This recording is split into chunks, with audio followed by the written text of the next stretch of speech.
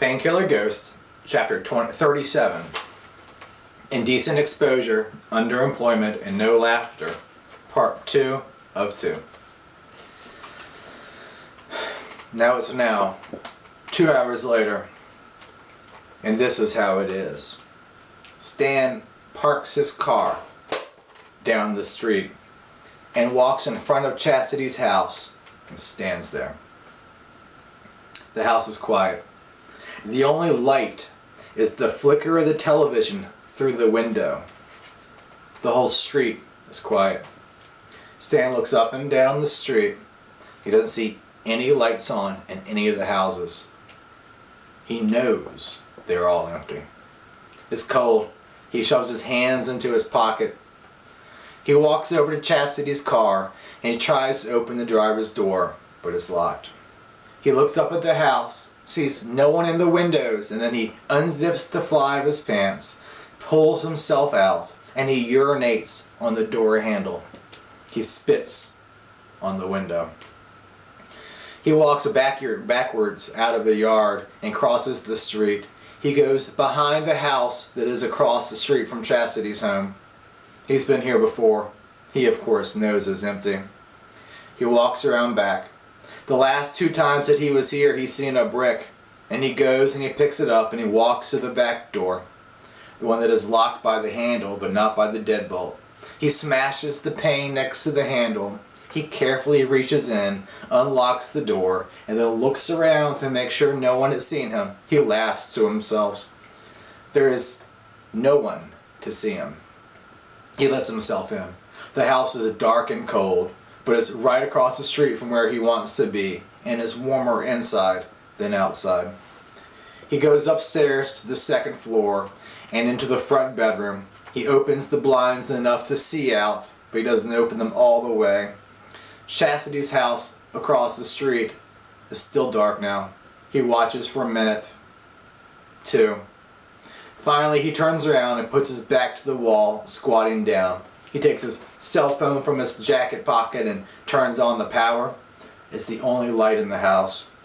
He watches the video he made of Chastity the other day. He watches it again.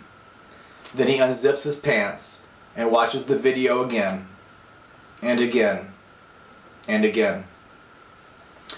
This is the next morning now, and this is how it is. Time wakes up on the sofa. Chastity is still asleep. Time looks over to the television that is still tuned to the news. He has woken up early and still has some time before Link comes to pick him up. Time tries to close his eyes and fall back asleep, but after a few minutes of trying, he gives up. He moves Chastity's legs off of his lap, carefully so as not to wake her, and he stands and he stretches. He goes upstairs and into the bathroom.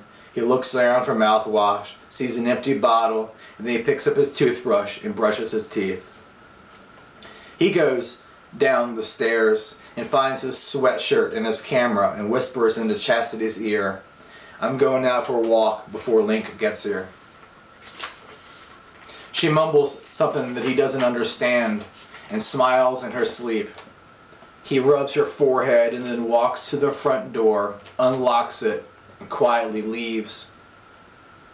He walks down the sidewalk and turns left to begin his morning walk. Across the street, Stan is awake and watching his video of Chastity on his phone. When he hears a door close, he looks out the window and sees Mama's bastard son walking down the sidewalk. He watches as Time gets out of sight, and then he keeps watching about 5 minutes, and then goes down the stairs in the vacant house and out the back door, stepping over the smashed glass from last night. He goes to the side of the garage and watches across the street for about 5 minutes. And then he crosses the street and walks up Chastity's sidewalk without even looking around. He pauses at the door for a moment, then he checks the handle, finds it unlocked. He opens it a little, listens, and then he walks in and he quietly shuts the door back behind him. He doesn't lock it now either. He walks by the room where Chastity is sleeping on the sofa, and he lingers there, watching her, listening to her slightly snore as she inhales and exhales. He turns and walks into the kitchen. It has a lingering bacon smell, and he finds a joint on the countertop, and he lights it with a lighter he finds, and he takes a few tokes of it before it starts to burn him. Then he tosses it into the sink, which is half filled with water and dirty frying pans. He opens one drawer and then closes it, and then another, and he takes out a knife, looks at it, puts it back in the same drawer, and takes out another knife. He likes this one. He closes the drawer. He holds the knife and looks around the room for another joint roach, but he doesn't find one. He holds the lighter in his hand. He flicks it and it lights on the first try, and he keeps the lighter lit until it begins to burn his finger, the whole time walking slowly and quietly out of the kitchen and down the hall towards where Chastity is sleeping soundly. He stands in front of her, and without a pause, he holds the hot lighter to her neck, and she wakes up with a scream. He drops himself down on her. She's been sleeping in her usual outfit, just socks and a t-shirt. He's on top of her, and he's holding the hot lighter to her neck, and he drops the knife and covers her mouth with his left hand, and then drops the lighter and moves his right hand between her legs and begins to force his fingers inside of her.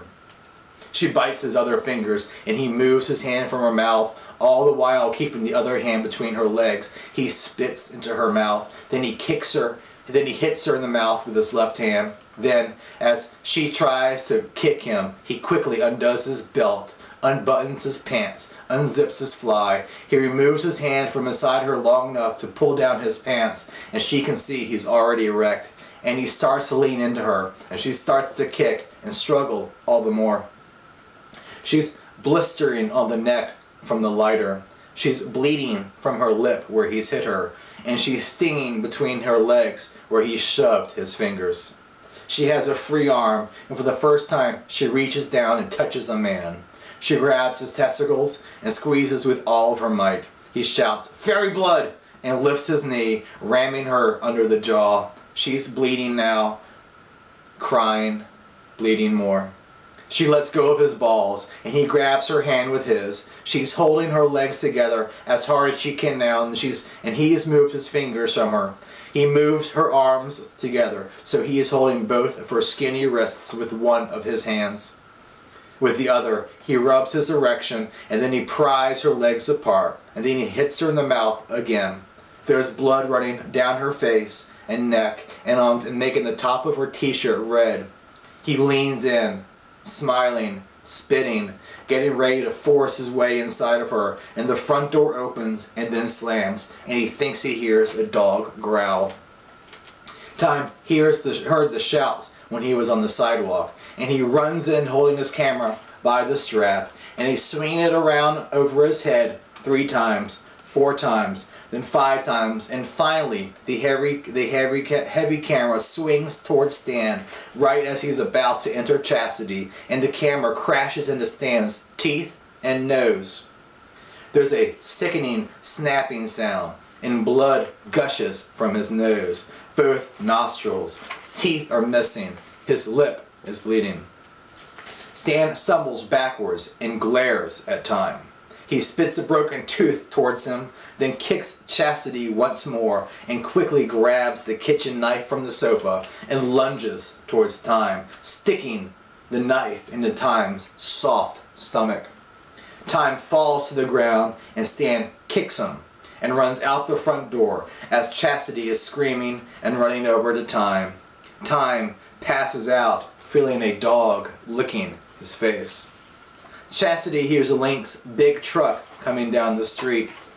Stan is looking back towards the house as he's running and cursing. His chin and shirt are covered with blood. His pants are dangling around one of his legs. He's still semi-erect, and he's running diagonally across the yard and not looking, and he's running towards the street.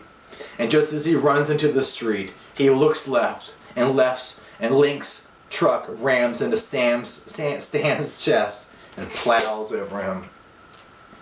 By the time the truck is over top of Stan is dead in the middle of the road. And the road is quiet now. There are no cars on it. The for sale signs are rusting. and Stan is dead. Just like that, Stan is dead. He never lay dying. He just died. Just like that. Slap.